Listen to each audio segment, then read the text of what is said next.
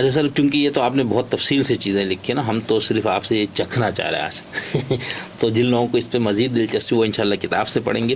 ایک اور آپ نے حوال میں سے ایک حال لکھا ہے، بوادہ و ہجوم، یہ کیا ہے؟ یہ سادہ لفظوں میں پریشانی کے معنی میں آتا ہے. اچھا. کیسے؟ بعض اوقات آدمی اللہ کے راستے پہ چل رہا ہوتا ہے، اللہ پاک اس کا امتحان لینا شروع کر دیتا ہے،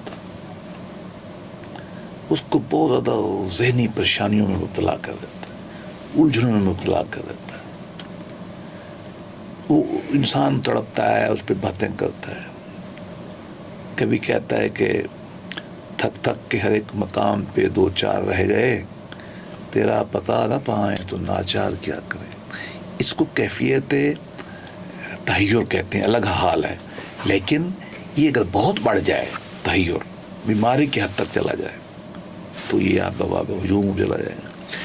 غموں کا اکٹھا ہو جانا، پریشانیوں کا اکٹھا ہو جانا بطور آزمائش.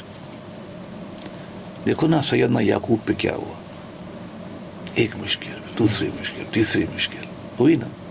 حضرت ایوب پہ کیا ہوا، ایک مشکل، دوسری مشکل، تیسری مشکل. اس طرح جب مشکلیں حملہ کر دیں آپ کے اوپر اور وہ ذہنی زیادہ ہوں، اچھا، ہم اس کو کہتے ہیں کہ یہ ہجوم ہو آپ کے اوپر. صحیح صحیح. یہ مطلب یہ کہ اس لیے کہی جاتی ہیں الگ کر کے، تاکہ آپ کو اندازہ ہو کہ یہ خاص کیفیات ہیں اور اس سے آپ نے نکلنا ہے. صحیح. استاد آپ کو ذکر بتائے گا، استغفار بتائے گا اس سے نکلنے کے لیے.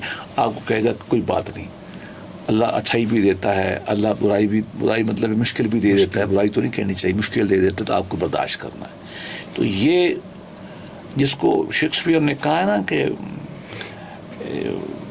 تکلیف کٹھی اکیلی نہیں آتی، بٹالینز میں آتی ہے، بٹالینز میں. تو غم بعض اوقات ایک نہیں آتا، وہ حملہ کرتے ہیں 1 2 3 4 5. وہ جب اس طرح کے سارے غم، روحانی شکل کے غم جب انسان پہ حملہ کرتے ہیں، وہ دنیاوی غم بھی ہو سکتے ہیں، آزمائش کے راستے میں جو اللہ نے آپ کو غم میں ڈالنا ہے، اس کو ہم یہ کہتے ہیں. صحیح. اور تجلی اور سطر. ہاں اچھا، یہ اور معنی جب آپ اللہ کے راستے پہ چل رہے ہیں تو بعض اوقات آپ کو اللہ میاں کی طرف سے کچھ سمجھ نہیں آتی. تو آپ پڑھ رہے ہیں قرآن مجید، سمجھ نہیں آئے گا. آپ اللہ کو جاننے، اللہ کی قدرت کو سمجھنے کی کوشش کریں، کوئی سمجھ نہیں آئے گی. آپ کا دماغ ہی بند ہے، دماغ کھلتے نہیں، قفل لگ گئے. ٹھیک، یہ سطر ہے. ٹھیک.